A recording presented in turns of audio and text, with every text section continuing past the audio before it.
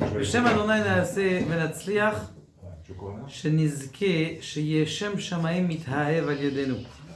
Que le nom de Dieu soit aimé grâce à nous, Be'ezrat Hashem. Amen. On va parler aujourd'hui un petit peu de Shalom Bayit parce que ça fait très longtemps que les couples, et comme on est revenu en Séguerre et donc on est plus à la maison et donc ça se tire le chignon. Souvent on a envie que notre épouse, notre époux fasse plus à la maison. D'accord ? Madame elle voudrait qu'on range plus et monsieur voudrait qu'il fasse plus de repas. Et chacun il voudrait plus. Maintenant le problème, c'est ce qui se passe. C'est quand tu viens voir ton épouse, ton époux, tu dis écoute, ça ne te dérangerait pas de m'aider plus ou... Alors lui il dit, déjà je t'aide énormément, je suis déjà au-dessus de mes forces, j'ai déjà la base, moi j'ai dit dans ma vie j'allais aider jusqu'à 10, je suis déjà à 120. Alors, comment tu veux me demander plus ? J'avais dit que je le ferais pas, je le ferai. Ok, donc, Vous avez juré ? donc la Sheila, elle est comment faire pour influencer son conjoint pour qu'il soit d'accord de nous aider un petit peu plus ou de nous préparer un repas chaud le soir ou de s'occuper mieux des enfants ou l'un à l'autre. On va donner ici maintenant deux techniques qui sont très importantes et qui aident, qui marchent pour l'éducation des enfants et pour le Shalom Bayit et deux techniques. Première technique, c'est une technique qui est simple. J'ai appris de mon Rav, de Rav Simcha Cohen. Il dit comme ça, il dit, arrête, l'autre personne en face, elle a besoin de sentir qu'elle a besoin de toi, c'est vrai, mais pas que tu sois marbide, pas que tu l'alourdisses. Donc qu'est-ce que tu vas faire ? Tu vas déjà apprendre à remercier l'autre sur ce qu'elle t'a déjà donné. C'est-à-dire, tu vas voir ton épouse, tu sais très bien que le soir, elle n'a pas les forces de faire un repas bien comme tu aimes. Tu vas la voir, tu dis écoute, c'est extraordinaire comment tu fais des Shabbats, des fois tu nous fais des repas magnifiques et tout ça. Et comme ça, tu donnes 2-3 compliments. Et je vous ai pas donné encore le vrai compliment, que c'est pas la peine d'en parler maintenant, ça vaut le coup d'en faire une vidéo entière. Et de donner un compliment, 2 compliments. Quand la personne elle a reçu 1-2 compliments, qu'est-ce qui se passe ? Sa confiance en soi, elle s'est remontée. Tu as mis des énergies positives à l'intérieur du prochain. Tu lui as mis mamage des énergies positives. Comme il dit le Baal Hatanya, il dit le Baal Hatanya quelque chose d'extraordinaire. Lorsque tu dis à un enfant ou à quelqu'un n'importe quoi, tu sais que tu es chacham, hein? Tu as posé une bonne question, tu es un chacham. Eh bien, tu es en train de créer des neurones de sagesse à l'intérieur de l'autre. Ni plus ni moins. Tu es en train de créer à l'autre des hormones et des neurones de sagesse. Ok ?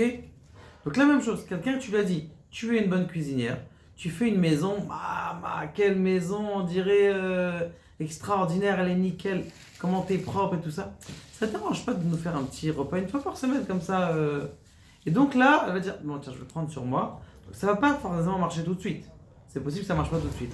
Mais comme tu lui as donné une force de bitachon atzmi, une confiance en elle, après quand tu vas lui donner une demande, alors ça va être fait. Pourquoi est-ce que ça va être fait ? Parce que tu l'as renforcé. Tu lui as donné la force de pouvoir accepter ta requête.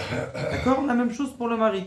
Merci. Alors, tu m'as pas fait la douche des enfants ou ça. Ce que je te propose, merci, tu m'as fait déjà une douche des enfants. Merci que tu m'aides énormément. Tu donnes de la force. D'ailleurs, c'est ce qu'elles font nos mères. C'est ce qu'elles font nos mères. Viens, mon chéri. Viens me changer l'ampoule à la maison. Qu'est-ce qu'elle fait ? Avant que tu viennes acheter l'ampoule, tu es venu, elle t'a servi le couscous, le hasban, la pkeila, la dafina qui est restée, le poisson, la mayonnaise. Elle t'a fait un plat, elle t'a changé après tu vas changer l'ampoule, tu t'envoles comme si tu la changes l'ampoule. C'est quoi la différence ? C'est parce qu'elle t'a donné les forces de t'aider. T'es nouaz de Lokim. Donc ça, c'est la première chita. Comment faire pour que son conjoint veuille et les forces en vérité de faire quelque chose. Ça, c'est la première chita. Ça, c'est le chita qui est matériel, compréhensible, psychique et logique. La deuxième chita, c'est quand la première chita, elle ne marche pas. Dans la première façon, elle ne marche pas. La deuxième chita, elle est tout simplement d'aller voir Akadosh Baruch Hu. Alors, on sait très bien que aujourd'hui, on est tous fatigués. On est fatigué du stress. La seule chose qu'on a envie, c'est de se reposer, de rentrer chez soi, se reposer, mais du coup tu rentres chez toi et tu es obligé d'aider l'autre, qu'est-ce que tu peux faire? Donc maintenant tu viens chez quelqu'un, le mari il est rentré du travail, la femme elle est rentrée de son travail, tu dis est-ce que tu veux me faire un repas? C'est pas chayar. C'est pas chayar. Maintenant, ce que tu peux faire, c'est tout simplement parler à celui qui donne des forces. C'est qui celui-là qui donne des forces? C'est Akadosh Baruch Hu lui-même. Akadosh Baruch Hu, je t'en prie, fais en sorte de mettre dans la tête de ma femme, fais en sorte de la tête de mon époux, qu'il ait les forces de m'aider avec les enfants, de m'aider avec le repas, de m'aider chacun à ce qu'il a besoin.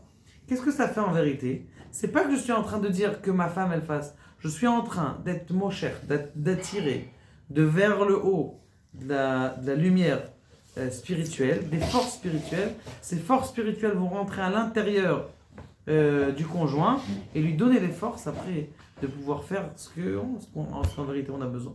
Donc ces deux chitotes, c'est les meilleurs chitotes. Les autres chitotes, coup de matraque, ou je vais te faire, ou je te divorce, elles peuvent peut-être marcher 5 minutes, mais après, en fin de compte, ça finit par marcher. Et Kadosh Baruch Hu nous aide, Bezrat Hashem, à recréer et à revoir et à faire résider l'amour. Parce que l'amour dans le couple, c'est comme si on construisait le Beth Amikdash. Baruch Adonai, Amen.